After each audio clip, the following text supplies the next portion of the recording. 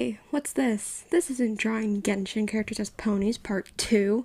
It's been over a month. I know. I can explain, I swear. Hello everyone, I'm Malachi and welcome to the start of another new series. Drawing Genshin characters as cats. But first, allow me to explain myself as I promised. The pony drawings take me a long time to do, primarily because I'm not used to drawing ponies. So obviously drawing 5 somewhat detailed pieces is going to be difficult for me to do in a month. Okay, that's just a bullshit excuse. I was able to get the first part done in 2 weeks. The only reason it's taken me so long is because I either didn't have inspiration, time, or motivation. And then I got inspiration to do a series I could run alongside that series. Am I insane for deciding to do 10 drawings at a time? Yes, but in my defense, I can draw 5 cats quicker than I can draw 5 horses. This is because I was in the Warriors fandom for about 4 years, and all I draw during that time was cats, so I learned how to be quick with it. And unlike the pony art, I decided to do these in flat color. The notes are also easier to write. For context, my notes for the pony drawings are up to only, I think, Ayato. So based on the updates, I've written notes for all the characters who were released up to 2.6. Meanwhile, the cat notes are, the script here says 3.4, but at the time of recording this, it is all the way up to Arlecchino, so 4.6. So allow me to quickly explain how I'm doing this before we get into the art. This is, again, me writing an AU, and I'll explain bits and pieces of it as I get to certain characters. I base the personalities and traits off the ones that your characters can roll in the game ClanGen, which there'll be a link to in the description, and there'll also be links for the sources I used. Hair length determines fur length, hair color and outfit determines pelt, eye color and personality are the same or as close to canon as possible, and I also gave them warrior-themed names. I decided these based on what the character's name meant, their physical attributes, and then their element, kit, or playstyle. I tried to avoid any difficult to pronounce names, and I tried to avoid reusing prefixes and suffixes. I also tried not to make any names redundant or be basically the same thing. But I'm not perfect, and I don't care about naming rules in the slightest. I didn't bother limiting names to what's available in that region or country because I'm an American and this is a fan-made AU.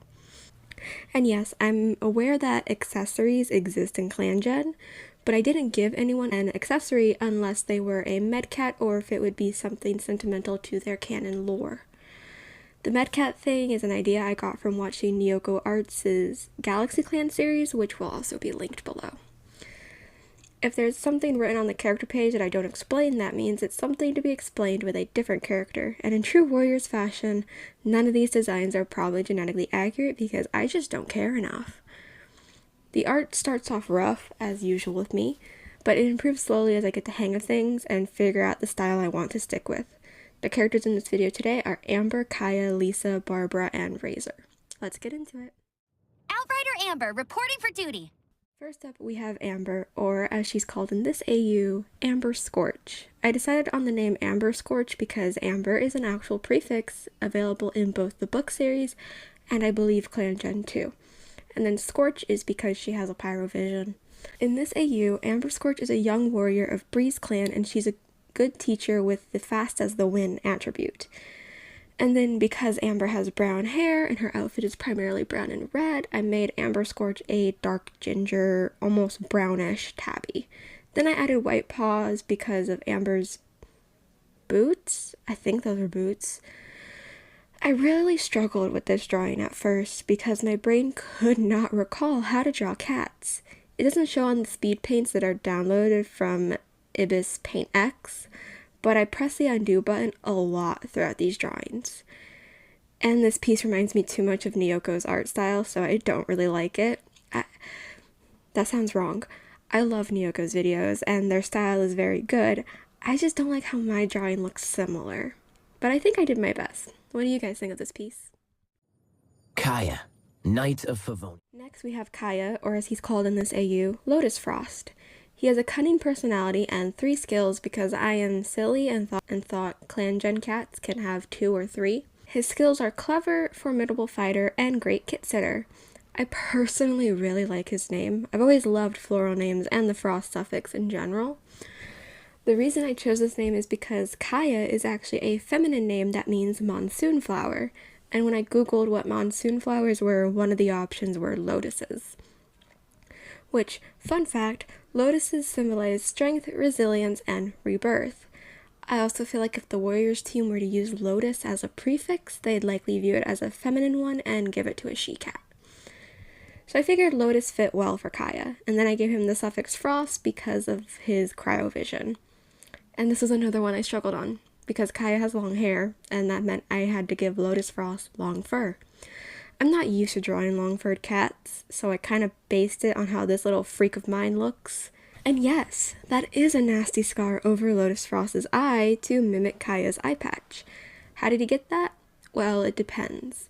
If we go with the assumption that Kaeya has had his eye patch since he was a child, then maybe an accident happened to Lotus Kit or Lotus Paw to cause that. Or, if we go with the idea that Kaeya only started wearing an eye patch after he got his vision, then that's a scar Lotus Frost got from the cat based on D-Luke. As far as I'm aware, there's not really any confirmation of why Kaeya wears that eye patch, so you're welcome to believe whichever you'd like. Anyway, in this AU, Lotus Frost is the acting deputy of Breeze Clan because Kaeya is the cavalry captain of Mondstadt. Why is he only the acting deputy? Well, considering how in this AU, Jean is the acting leader of Breeze Clan in Varka's absence, I decided it would make sense that Lotus Frost is the acting deputy. He qualifies for the position because he has a current apprentice named Bouncepaw. Who's Bouncepaw? You'll just have to wait and see. And I'm just now realizing that I never explained what Breeze Clan is. Breeze Clan is what Mondstadt is called in this universe. And here's a list of what the other clans are called. Anyways, this is Lotus Frost's design. Could be better, but I'm happy with it. Hi, darling. Are you going to be Lisa's little helper? Third, we have Lisa, or Violet Spark. She's a senior warrior of Breeze Clan with a playful personality and has 3 skills, those being valuable insight, lore keeper, and she's clever. I gave her those because Lisa is an academia graduate and the librarian of the Knights of Favonius, and she's, well, older. Oh, and I chose the name Violet Spark primarily based on her kit. The name Lisa itself is just a religious one, something like God is gracious. And I don't think I can get away with a god kit around here. So I gave her the prefix Violet because her title is Witch of Purple Rose, and one of her talents is called something Violet, I think Violet Arc or something. But violets are flowers just like roses are, so yeah. And Spark is because of her electro vision. As for her design, I made her a calico due to how she has brown hair but a primarily black and purple outfit. And don't go thinking this design is heavily detailed, it's actually not, because I end up changing the base color to white and cover up a lot of the details I did. The entire idea with designing Violet Spark was a pretty cat with a playful, almost mischievous or teasing personality. Oh, and she has an apprentice named Lupine Paw. Who's Lupine Paw? Again, you'll have to wait and see. Ta-da! Barbara's here. Fourth, we have Barbara, or Whistle Splash. She's a medicine cat of Breeze Clan with a faithful personality, and she's a good mediator with a connection to Star Clan. My reason for naming her Whistle Splash is because the name Barbara actually means strange or foreign, and there aren't many prefixes I can think off of the top of my head that both fit that theme and would suit Barbara. So after a while, I decided to lean more into her title being Shining Idol. A whistle is a bit of an eerie sound, and one that's only used in songs to present a strange or tense atmosphere. Not to mention, Barbara is fairly soft-spoken, so whistle made sense. And then I chose Splash as her suffix due to Barbara's vision being hydro. As stated before, Whistle Splash is a medicine cat, and as again stated previously, I took inspiration from Nyoko Arts' Galaxy Clan series and decided to keep the medicine cat's accessories to sort of make them stick out. The head medicine cat specifically will wear whichever flower represents the region their clan is in, and that's why Whistle Splash is wearing a dandelion. Well, there's another reason she's wearing it besides the fact besides just the fact that dandelions are important to Mondstadt and the fact she's the head medicine cat. As of right now, Whistlesplash has no known apprentice, but she's not the only medicine cat. And before anyone asks, the question of whether a medicine cat can take a mate or kits in this universe is subjective. The rules are upheld differently in each clan, and it depends on what the founder thought. So I'll spoil it now. Whispering Breeze was the cat who founded Breeze Clan, and his thoughts on the topic were essentially that medicine cats are welcome to pursue that lifestyle if they believe they could handle it. As Whispering Breeze was a cat who believed in living your life in the way that makes you happiest and feel most fulfilled. I can't imagine Whistlesplash taking a mate or having kits, considering how Barbara in Genshin canon is essentially a nun. But the option is always available to her since this is an AU. You smell nice. Let's hunt. And lastly, we have Razor, or as he's called here, Lupine Paw. Yes, this is Violet Spark's apprentice. He's a strange Tom who's oddly observant and an avid play fighter. Originally, I thought about naming him Wolf Paw, but that, after the amount of times I had to deal with someone named Wolf whatever in roleplays on Amino, typically obvious children acting like Mary Sue's, I just can't bring myself to ever use that name.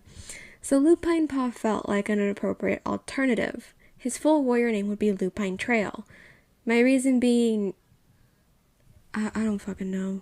I was tired and I thought it sounded nice. And the story behind Lupine Paw's scars is essentially that he got them as a kit. I imagine he has outsider roots, so in this AU, Lupine Paw's mother was a loner and his father was a Breeze Clan cat. However, his father passed away shortly after his mother found out she was expecting.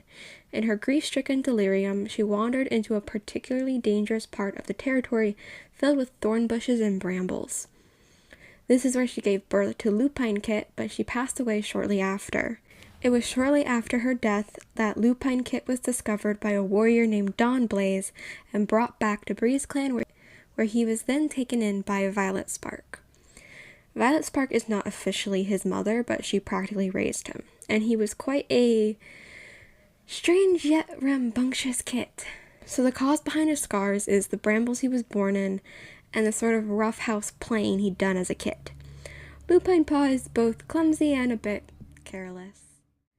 And that's all the designs for this one. At the time of writing this script, I've already completed the drawings for 3 out of the 5 for part 2. So part 2 of both this series and the Pony series will be coming as soon as I have all the art done.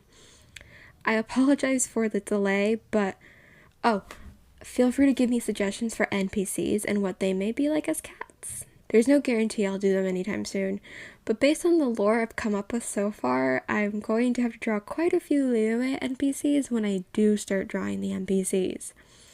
Also, for clarification, I am only asking about NPCs, non-playable characters. So please do not ask me if your favorite playable character is on my list.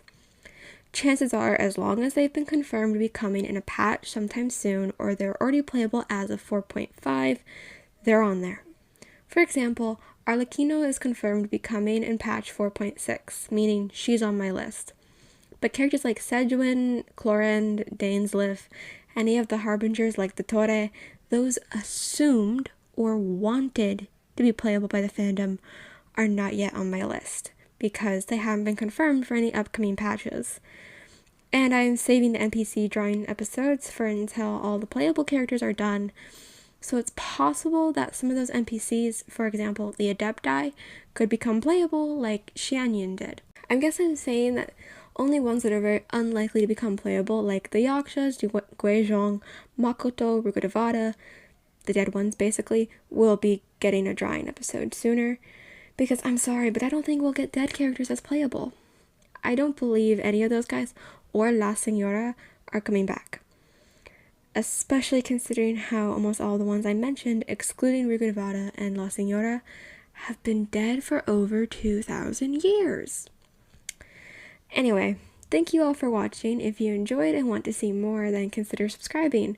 Or if you'd like sneak peeks or even early access to videos, I recommend supporting me on Ko-fi. I post sneak peeks of the upcoming thumbnails and the videos early over there. I'll also be opening a shop soon to sell my designs as sticker bundles. So if any of that interests you, then I highly recommend checking out the links in the description. Next episode, I'll be doing 5 more cats, so feel free to guess who they are based on these silhouettes.